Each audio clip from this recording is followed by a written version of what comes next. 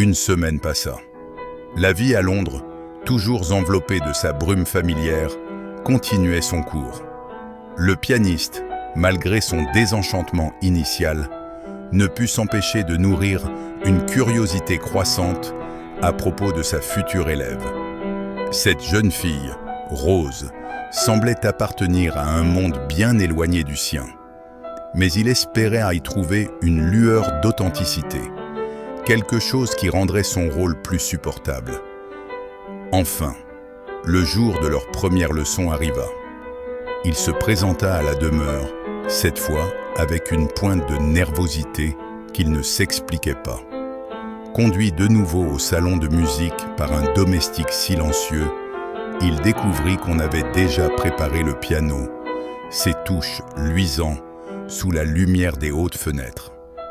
Elle entra et tout changea. Rose apparut dans l'encadrement de la porte, vêtue d'une robe d'un bleu, simple mais élégant. Elle semblait flotter, presque irréelle, avec ses cheveux soigneusement relevés et son port assuré. Mais ce qui frappa immédiatement le pianiste fut l'intensité de son regard. Ses yeux, clairs et vifs, brillaient d'une curiosité qui contrastait avec la réserve polie qu'elle affichait. « Monsieur », fit-elle doucement, hésitant sur le titre à donner à cet inconnu.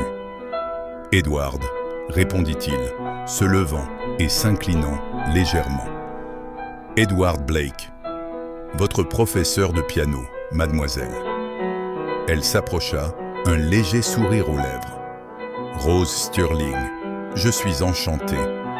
Mon père m'a beaucoup parlé de votre talent, dit-elle simplement. « Espérons que je ne le décevrai pas, répliqua-t-il avec un sourire discret, un éclat malicieux dans les yeux. Elle s'assit au piano, et il se plaça à ses côtés, observant ses mains fines, posées avec hésitation sur les touches. « Alors, mademoiselle Stirling, que jouez-vous habituellement ?» demanda-t-il pour rompre le silence. Elle parut réfléchir un instant avant de répondre, un brin d'hésitation dans la voix. « Je ne suis pas très avancé. Ma précédente professeure me faisait jouer des pièces simples. Mais peut-être pourriez-vous m'apprendre quelque chose de plus vivant ?»